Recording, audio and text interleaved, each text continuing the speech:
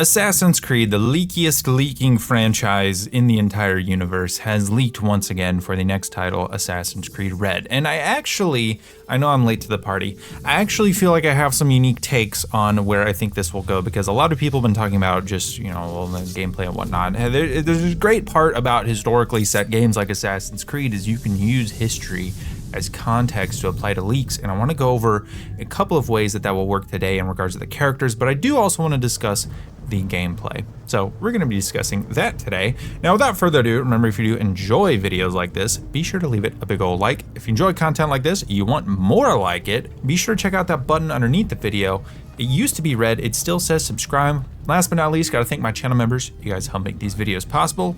And last but not least is going to be my partner for today's video, and that is Boosteroid Cloud Gaming. Now, if you have a lot of PC games that you own and maybe your PC just ain't quite up to snuff anymore, or maybe you're just on the go a lot, or any number of things. You have this sweet rig at home, but you're not at home enough to enjoy it, and you got this whole library you want to keep playing. Well, Boosteroid Cloud Gaming can help you play all of those games at any time. For just a few bucks a month, you can link up your Steam account, Rockstar Games account, etc., etc. There's tons of different launchers that you can utilize to play all the games that you own in a browser. It can be on your phone, it can be on a tablet, it can be on a laptop. I've been playing it on my school laptop, which does not even have a GPU in it. It is literally just a generic 7-year-old Microsoft Surface laptop. It's barely hanging on, and I still play Red Dead Redemption 2 on it, which is the footage you're seeing back here. Don't tell my professors. It's been a great time. So if you want to jump into that sort of thing, have a good time like me, also support the channel, you can check out the link in the description down below. Anyway, let's get into the video. So I will be reading off of Insider Gaming's website. They posted a link to the article based off of a leaker named Jonathan, who is a French YouTuber, who I will also link his video down below, but it's in French. So unless you speak French, or I guess you can use the subtitles, that is where the information is coming from. Jonathan has been accurate on certain things before, so take it with a grain of salt, but typically when Assassin's Creed leaks, well, there's a trend, there's a historic trend with this history set franchise. Haha, it's like a real meta pun. Now, firstly, I do want to go over the gameplay stuff, just because it sounds actually pretty interesting, and I'm happy with a lot of things that we're hearing, but I want to start off with something I'm not ultimately in love with, and that is the fact that Assassin's Creed Red's map will be larger than Valhalla's, but smaller than Odyssey's, which will be massive. Now, let's take a moment here. When they say the map will be huge, I, of course, and you probably do too, you think of Valhalla, you think of Odyssey, those games where it's just massive open space, copy and paste, repetitiveness for miles and miles. I feel like it will most likely be that sort of thing. But there is a chance, and this is the hopeful, optimist side of me speaking, the less likely scenario that I hope is the real scenario, where we'll have 2 or more large, dense cities, actual Assassin's Creed quality cities. More than one of them, and not so much open space between them, but these big dense cities, and that makes up why these maps are as large as they are, because not only would you have to have the space for those cities, but you'd also want to space them out enough so that you can't just go to the wall of one of them. Oh, look, I see 3 other massive cities 100 yards away. That would obviously be weird and immersion breaking, but I want the quality to be there. And it's not like these games can't do it. Games with big maps can do this. Just look at The Witcher 3 and Novigrad. I mean, Novigrad is an amazingly large atmospheric city. Even in Assassin's Creed Mirage, they proved that they can have Baghdad, this amazing, dense Assassin's Creed city with areas around it. Now, the areas around Baghdad and Mirage, not that amazing, let's be honest. But overall, Baghdad itself, the place where I want to actually go and do things, is amazing, and I think that would be really cool in this game. So let's get into the nitty-gritty though of the gameplay. Beyond the big cities with probably empty space between them. Hopefully they find something interesting to do with the empty space if they do have so much, because apparently they're also trying to make it where there's fewer markers on the map. And this is getting more into what I want to talk about. There's going to be fewer markers on the map, more like the exploration mode that's been optional since Origins, which is cool. Don't get me wrong. It opens it up for you want to go out and explore. Instead of it being an option, it might be more of the default mode that you'll go through. Now, I am curious as to how they will help guide players to places, because sometimes you have a map that massive and you're just like, do whatever you want. Well, I would like to follow the main story here, so help me do that in some way. Now, maybe they do have an interesting way to do this. Don't get me wrong. They might. I hope they don't copy Ghost of Tsushima. I love Ghost of Tsushima's way of doing that with the wind and everything, but that would be just copying, and that is not fun. So I am curious how they'll do that. Open world events, things like that. I would love to see more interesting stuff in the open world that makes you, enjoy it instead of just kind of fast traveling constantly, because there's not really much experience out there. And, not fast traveling to dots or the closest dot like we have been doing in Assassin's Creed for a while, where you have all these markers on the map. Well, there's nothing interesting going on in the world except for what's happening at the marker, so I'm just gonna fast travel to the marker. And then you're let down by what's at the marker 9 times out of 10. So it's something they gotta find a way to balance. Now, as for what the player can actually do to interact with these events in the open world, apparently there will be a grapple hook tool, something like Sekiro and Ghost of Tsushima is what is quoted in the article. I think that could be pretty cool. I don't think it's going to be something quite like the rope launcher in Syndicate, but I think involving it similar to how Ghost of Tsushima has it, where if you get stuck on something in parkour, you can whip it out and swing it up and pull yourself up. That could be cool, but I would like to see it done maybe a little quicker, where not only can you use it for infiltration opportunities and to a fort or restricted area per se, but also incorporate it into parkour as something similar to like the hook blade in Assassin's Creed Revelations, where it's something that can be used in a quick manner. Not necessarily where you're whipping it out to swing across streets, but maybe you can pull it out and use it in a more manual fashion, similar to a hook blade, to maybe swing down ropes or use it to corner in a way. That could be really cool if they do that, but there's nothing here that hints at them doing that, but it would be cool if they did that. There will be different stances similar to Ghost of Tsushima or Star Wars Jedi Survivor, where you can switch stances. One did it based off of the enemies you were facing, the other did it based off of just what style you preferred. So I'm curious what take they'll put on it, if it will be based on the enemy that you're facing or not. So I am curious about that. And then there's also the ability to go prone and crawl through grass. So not just crouching and going through grass, we'll be able to go prone and crawl through grass. Now this sounds mundane, but it actually might be cool if it's used properly. If it's not just like, oh, well, normally we'd have tall grass here, but it's slightly shorter now, but you're doing the same thing. Now, give me unique assassinations. Give me ways where not only can I crawl through shorter grass, but maybe I can crawl underneath buildings. Again, like Ghost of Tsushima, where you can crawl under certain objects. Now, you weren't able to crawl in short grass. You could crouch in tall grass, but you couldn't crawl through short grass. But I am curious as to all the different ways that will be incorporated. Maybe there's some unique assassinations or things like that that you can use that for. But I think it just gives you another dimension to where you can infiltrate from, and it just gives you more options to be stealthy and cool and awesome. It does emphasize better stealth, which doesn't really mean anything, except I'm assuming the AI will react in a better way to where you can create better opportunities, use them against themselves, that sort of thing. They did a great job with the stealth in Assassin's Creed Mirage, and to see them improve off of that would just be fantastic. You will be able to use darkness and create dark spots to hide in shadows, which is actually awesome. And I'm surprised they've never done this sort of thing before, really.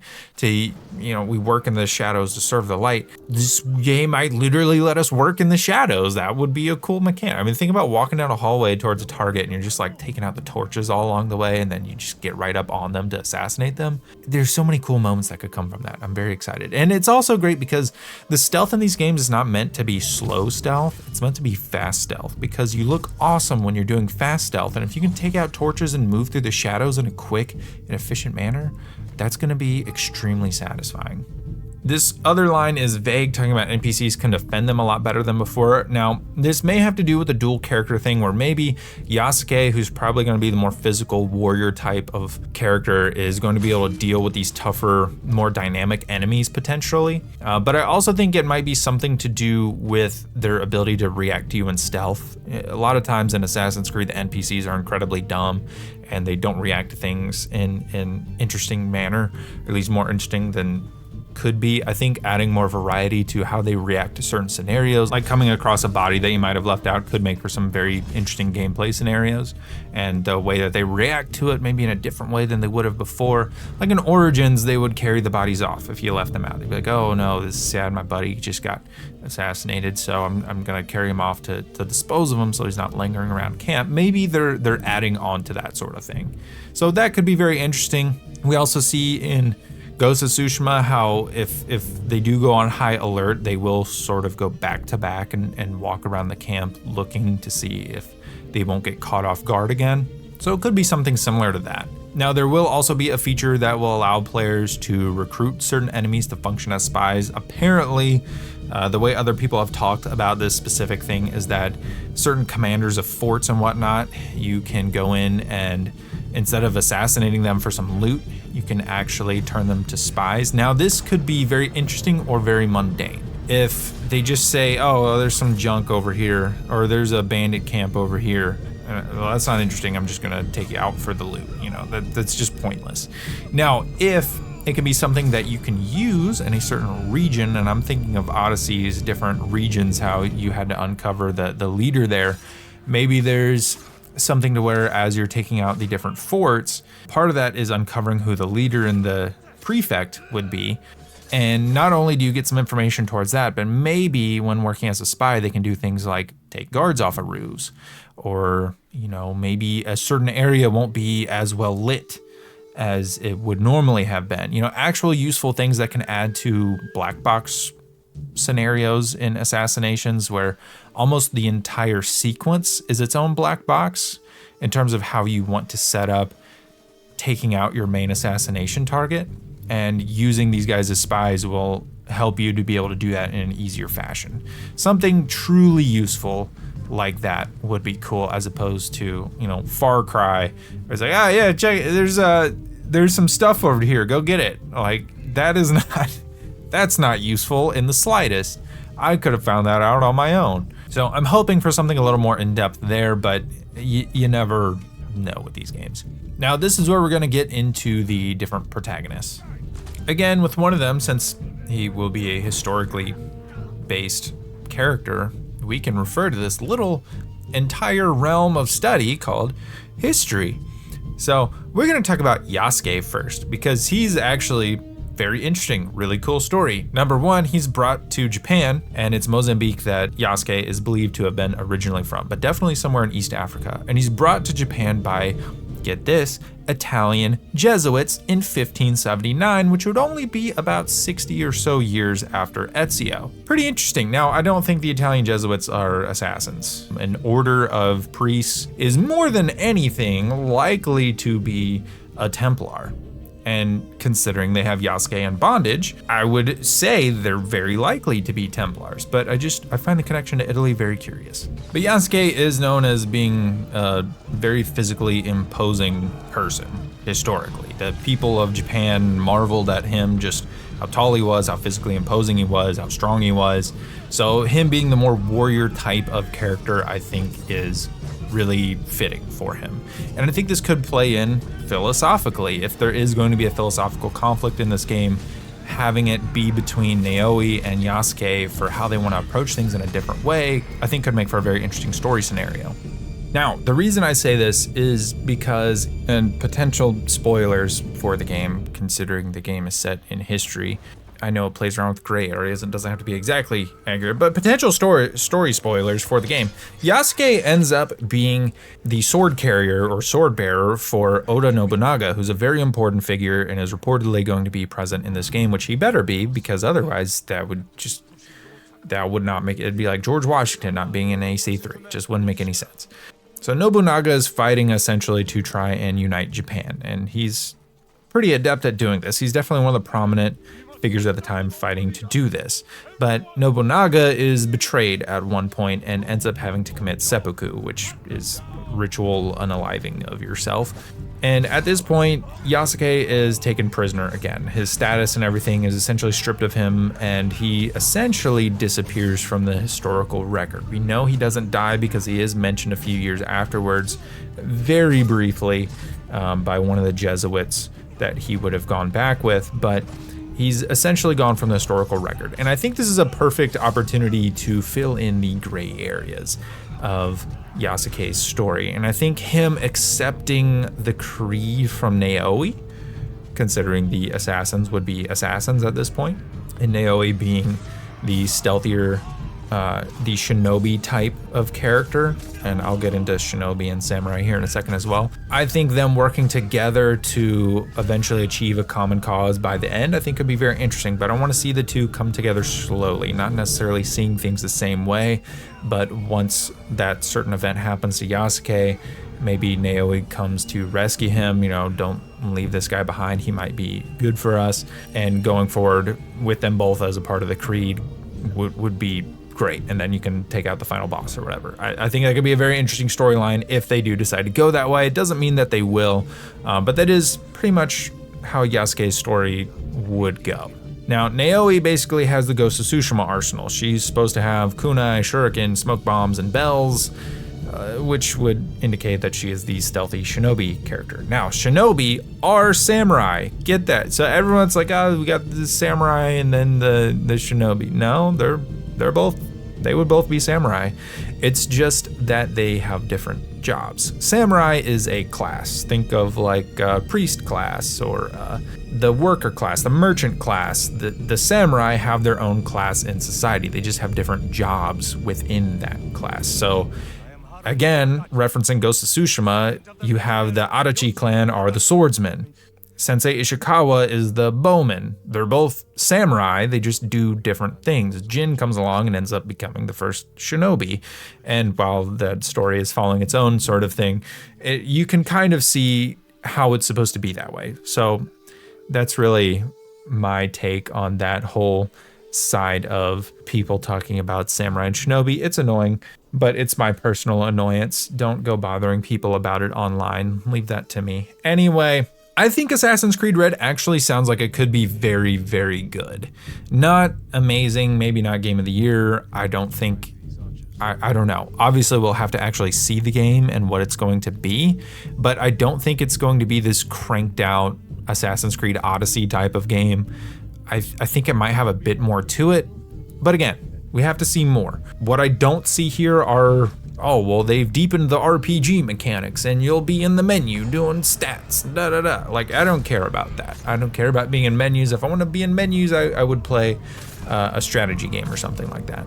I want to be in the world and enjoy the world and what it has to offer and be immersed in it. And that's what games like Ghost of Tsushima, that's what games like Assassin's Creed Mirage, that's what games like Assassin's Creed 2 and Brotherhood and, the good games would do. And I'm hoping that we get that here. But anyway, let me know down below, what do you think of these leaks with Assassin's Creed Red? What do you think the game is going to be like? Let's have a conversation down below. Thank you so much for watching, and I will see you in the next video.